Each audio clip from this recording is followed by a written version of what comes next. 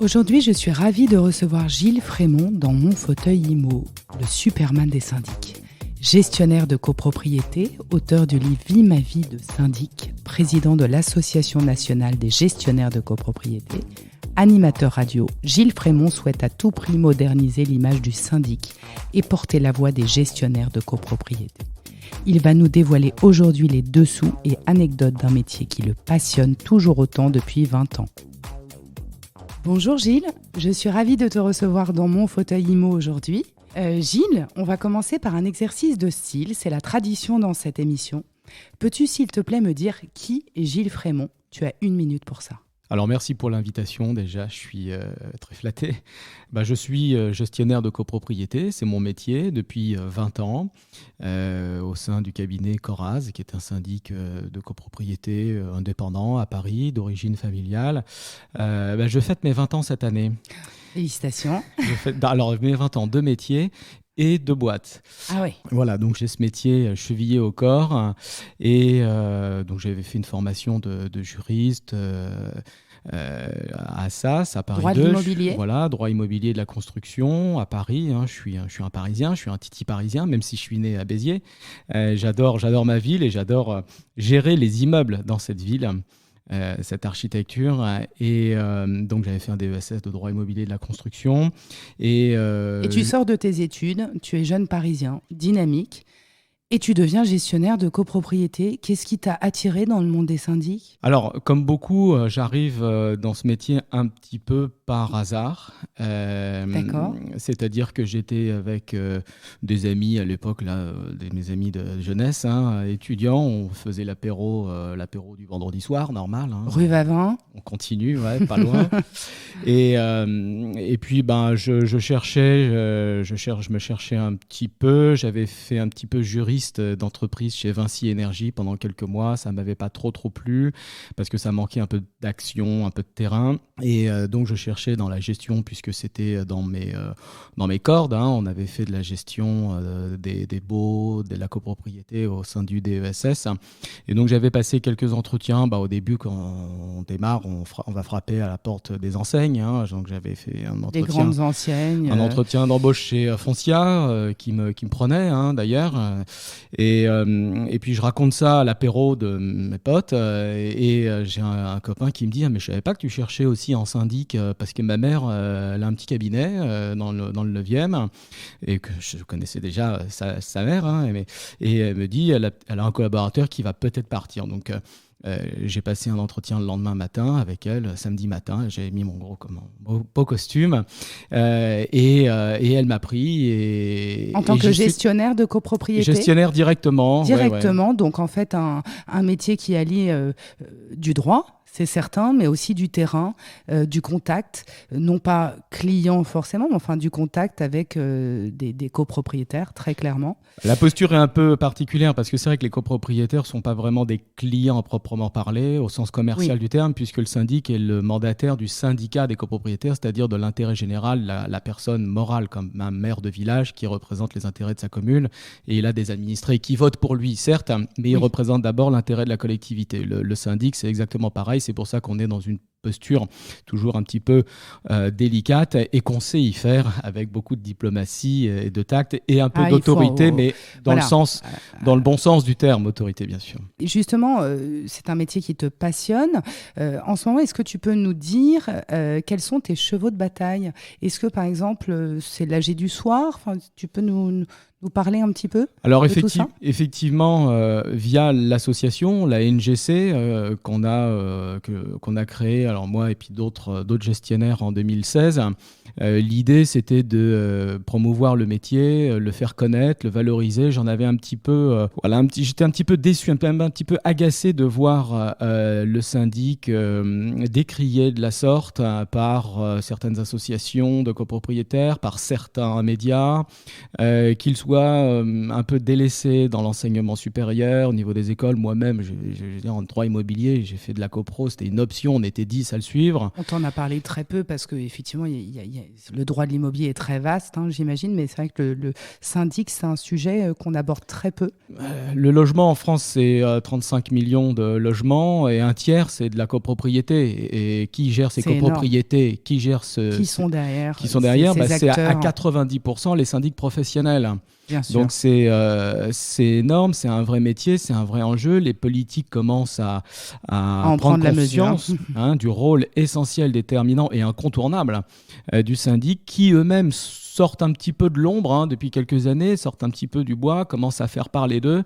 Et c'était ça l'idée de la NGC, faire parler de nous, du syndic, sortir un petit peu de cette image de mandataire, taiseux, même si on est toujours mandataire, mais communiquer de façon très sobre, mais en tout cas communiquer pour faire connaître le métier, notamment auprès des jeunes, pour susciter des vocations. Et l'attractivité du métier passe par un certain nombre de choses, beaucoup de choses, et effectivement, notamment par les assemblées générales en journée qui sont, je dirais, le point noir ou un des points noirs rédhibitoires du métier, de l'attractivité du métier, pour ceux qui ne le font pas encore, mais aussi pour ceux qui le font et qui abandonnent à cause de ça. Donc on travaille là-dessus et j'ai le sentiment que les mentalités changent.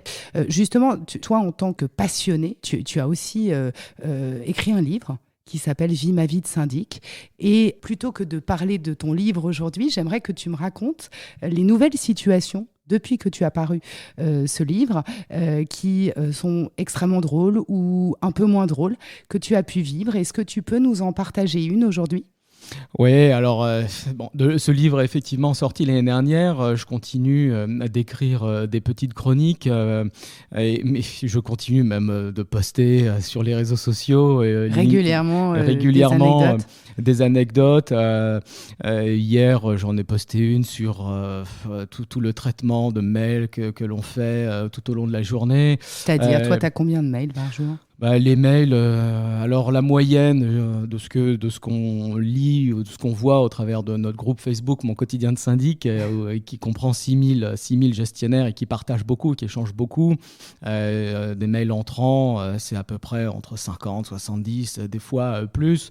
Bon, moi, avec des petites astuces, des petites techniques, d'ailleurs j'ai fait un petit tuto comment réduire, que j'ai posté, qui a bien marché d'ailleurs, qui tourne encore là en ce moment. Comment réduire le nombre de mails ? Et c'est ça, comment réduire le nombre de mails. En fait, il ne faut pas lancer les gens et relancer peut-être sur des sujets. Voilà, il faut être très bref. Il faut soi-même ne pas trop en envoyer non plus, reprendre son téléphone.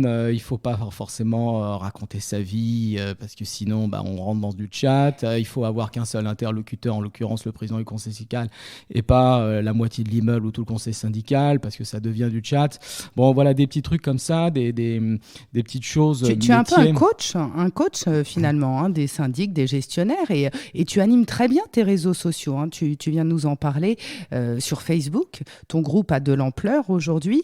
L'association, évidemment, que tu as créée. Mais au-delà même, justement, de toutes tes actions, notamment de ton livre que tu as fait éditer, j'ai remarqué que tu faisais aussi pas mal de vidéos avec des astuces, justement, des vidéos assez courtes. Est-ce que, justement, c'est un projet de famille, ces vidéos ? Parce qu'on a l'impression que tu fais ça chez toi. Comment ça se passe concrètement ? Effectivement, derrière, il y a toujours la même finalité, promouvoir le métier. Oui. Et en faire parler. Donc j'essaye de varier un peu les supports. Donc je fais de l'écrit, j'essaye de faire aussi des petites vidéos. Et c'était ma fille qui a 14 ans, qui me dit « Mais tu devrais faire des trucs sur TikTok, la vidéo. Maintenant, les gens, ils regardent ça, YouTube, etc. » Et je lui dis « Vas-y, on fait ça tout à l'heure à la maison si tu veux. » Donc on a fait un petit décor derrière. Elle m'a filmé hier avec l'iPhone. Il y a la qualité très très bonne maintenant. Et puis derrière, elle a fait un petit montage. Elle m'a posé les questions. Puis je trouvais ça sympa, la voix d'enfant qui pose la voix d'enfant. questions. Et puis quelque part, tu la sensibilises aussi à ton métier. C'est intéressant parce qu'elle peut en parler à ses amis à un moment donné, 14 ans, à un moment on va faire des choix d'orientation pro et c'est aussi une façon, j'imagine, de sensibiliser les jeunes à ce que tu fais. Oui, l'idée c'est que ces vidéos soient partagées, vues par les étudiants dans les écoles, parce que on fait beaucoup d'interventions dans les écoles pour présenter le métier. Ah oui, c'est des présentations avec un PowerPoint, on leur montre toutes les facettes et la polyvalence du métier, les travaux, le juridique, le conseil, le relationnel. Et ces vidéos, elles leur sont aussi destinées. Ce qu'on veut, c'est susciter des vocations. Et aller dans les écoles, ça marche. Il faut leur parler du métier parce qu'ils sont assez peu à le connaître ou mal le connaître ou alors avec des a priori. Et nous, on va leur présenter de façon tout à fait concrète, réaliste, sans forcément leur vendre du rêve, mais en tout cas, leur parler du métier tel qu'il est. Et ça marche. Ils se montrent intéressés. Et c'est vrai que cette communication que je fais et qu'on fait, parce que je suis évidemment pas seul, au sein du bureau de la NGC, on est 14 personnes, et le groupe Facebook, on est 14 personnes à l'animer. L'idée, c'est qu'ils découvrent le métier, et j'ai beaucoup de messages en privé de jeunes qui me disent, et pour moi c'est ça l'objectif, qui se posent des questions et qui me disent je fais gestionnaire, j'ai choisi cette voie grâce à vous. Ah oui, parce que je vous suis et j'adore comment vous parlez du métier de façon totalement décomplexée, sérieuse, mais aussi de fois un peu décalée, parce qu'avec l'humour, on fait passer beaucoup de choses. Oui, et puis dans tes vidéos, je trouve que tu joues un peu au Superman des syndics, c'est-à-dire que tu as une posture particulière. Bon, et forcément, Superman, ça doit parler aux enfants. Et c'est vrai que, en gros, ce que tu expliques, c'est qu'aujourd'hui, devenir syndic de copropriété, c'est une vocation pour toi. Comme on peut être médecin, comme on peut être pompier, c'est un métier qui est passionnant. Et c'est ça qui ressort, je trouve, de tes propos. Est-ce que tu peux nous dire, pour toi, en ce moment, c'est quoi un bon syndic ? Un bon syndic, c'est d'abord quelqu'un qui respecte les règles et l'environnement, la réglementation. Donc, quelqu'un qui doit connaître parfaitement la loi du 10 juillet 65 et son décret du 17 mars 67. C'est notre guide, c'est notre mode d'emploi, c'est notre caisse à outils. Le juriste. C'est notre caisse à outils. Un bon plombier a de bons outils. Un bon syndic a une bonne connaissance de la loi et de la réglementation. Donc, il y a effectivement cette casquette de juriste qui est assez dominante dans la polyvalence du métier, mais il faut aussi avoir de bonnes connaissances en matière de bâtiment, de travaux, d'architecture, de pathologie du bâtiment pour bien orienter les recherches, savoir si on va mandater plutôt un plombier, plutôt un étancheur, plutôt un cordiste. Il faut de bonnes notions et également comptables, même si dans nos équipes maintenant on a des comptables, depuis fort longtemps d'ailleurs, les tâches se sont spécialisées, mais c'est quand même le syndic qui explique les comptes aux copropriétaires en assemblée générale. Et puis, bien sûr, une casquette, la quatrième casquette, celle du relationnel, du social, du psychologue, du communicant, du politique. Oui, il faut être politique, en fait, pour être syndic. Et ça, il faut avoir du sang-froid, il faut avoir beaucoup de diplomatie, beaucoup de prise de recul, de maturité. Donc là, on est sur des compétences humaines, plutôt. Et absolument. Un bon syndic, s'il réunit tout ça, alors, tu vas me dire, c'est le mouton à 5 pattes quand on cherche à embaucher, mais quelqu'un qui fait le métier depuis un certain nombre d'années normalement, et quelqu'un de complet et qui répond à toutes ces compétences. Moi, j'en rajoute une, peut-être la réactivité. L'organisation, la rigueur, ne rien laisser au hasard, tout noter, bien sûr. Dans les grands enjeux des syndics en ce moment, il y a évidemment la location meublée de courte durée dans le cadre des JO 2024. Quel est l'impact pour toi de ces va-et-vient pour les copropriétés? Est-ce que ça t'inquiète en tant que syndic? Alors, je ne suis pas du tout inquiet. Je suis même fier et heureux que ma ville de Paris, que j'aime, reçoive les Jeux Olympiques. J'espère que ce sera une réussite. Après, à mon niveau de gestionnaire de copropriété, de syndic, pour l'instant, on n'est pas trop impacté. Je dirais que si ça bouge un petit peu, c'est peut-être du côté des locations Airbnb, mais pour l'instant, je ne sens pas de gros mouvements. Le Airbnb à Paris, on le subit ou on le gère, on le traite en tout cas depuis l'apparition de l'application. Depuis l'apparition de l'application, Airbnb tout simplement. Il n'y a pas des nouvelles interdictions, par exemple, de copropriétaires qui sont venus essayer de modifier le règlement de copropriété mais ça, en il cherche tout le temps. urgence. Non, mais il cherche tout le temps à par modifier rapport le à ça, règlement. tu vois. Ça fait 6 ans, 7 ans, depuis que l'application est sortie, qu'il nous demande Mais spécialement régulièrement. pour les JO, je veux dire, il n'y a pas... Non, pas pour les JO. D'accord. Mais peut-être que ça ne va pas tarder, là. Après Noël, on verra. Peut-être après cette émission. Ouais, après Noël, on verra. Mais ça, ils nous demandent tout le temps de modifier le règlement de copropriété. Alors, on leur explique que c'est pas toujours possible, que c'est Bien pas sûr. forcément nécessaire, déjà, parce que l'interdiction... Tu as un rôle de conseil, en fait. Oui, l'interdiction existe déjà dans le règlement parce que c'est un immeuble à usage d'habitation et Airbnb, c'est du commercial. Donc, déjà il y a un l'activité est sujet, interdite. ouais, Donc, bien ce sûr. n'est pas la peine d'en rajouter avec une clause qui, Oui. de toute façon, ne se voterait qu'à l'unanimité des copropriétaires. Donc, il y a beaucoup de pédagogie par rapport à ça. Et c'est clair que les syndics sont devenus de grands spécialistes du Airbnb. Mais l'année dernière, on est devenus de grands spécialistes du gaz et de l'énergie. On est devenus courtiers en gaz. Alors, justement, la rénovation énergétique, c'est aussi un grand sujet du moment. Comment tu prépares ces copropriétés à engager de grosses dépenses ? Alors pour l'instant, nous on met à l'ordre du jour de toutes nos assemblées générales depuis l'année dernière et puis là encore cette année de façon assez massive mais systématique en fait à l'ordre du jour de toutes nos AG un point, une résolution sur le vote du plan pluriannuel de travaux, le PPPT, le triple P, PT et le DPE collectif. Donc on fait voter des devis pour lancer ces audits et ces diagnostics. Forcément, il y a beaucoup de questions de la part des copropriétaires et là clairement on voit qu'ils sont largués sur cette réglementation et tout ce qu'ils peuvent entendre parce que c'est assez récent, c'est assez mouvant, c'est assez fluctuant. Il y a beaucoup d'informations sur internet et malheureusement... Donc ils s'en remettent à nous. Clairement, je vois bien là quand on arrive sur cette résolution, ils sont là, silence et ils nous écoutent. Bon, c'est quoi la réglementation ? Est-ce qu'on doit le faire maintenant ? Est-ce qu'on doit le faire demain ? Qu'est-ce qu'on risque si on le fait pas ? En quoi ça consiste ?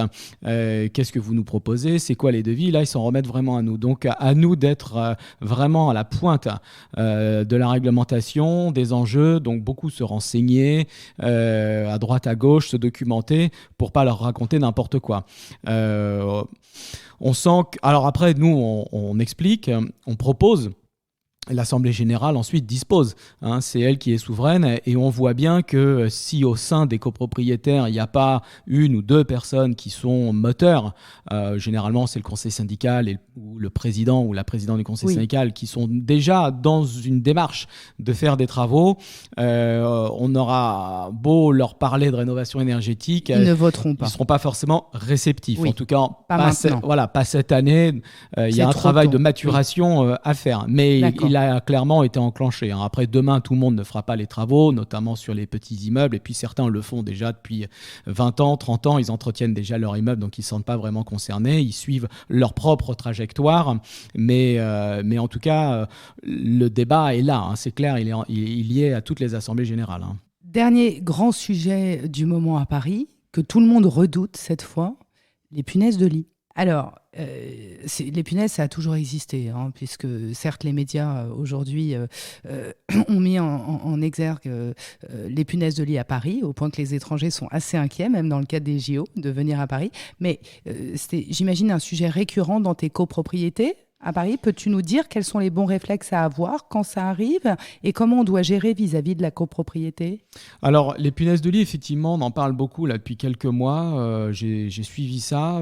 J'ai pas trop compris parce que nous, en interne, on gère quand même 300 immeubles au cabinet Coraz. On n'a pas eu le sentiment qu'il y avait une recrudescence. Enfin, en tout cas, que c'était l'invasion.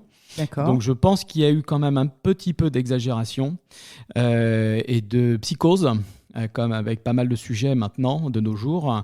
Maintenant, des punaises de lit, on a toujours eu à en traiter du problème. Généralement, c'est un problème circonscrit à l'appartement, donc qui est un problème c'est ça, c'est privatif. Pas un problème de copropriété. C'est-à-dire qu'il ne faut pas traiter toute la copropriété quand il y a un des appartements qui, tout d'un coup, a des punaises. Non, généralement, c'est limité à l'appartement et ça reste du domaine du privatif, c'est-à-dire à la charge du propriétaire. D'accord.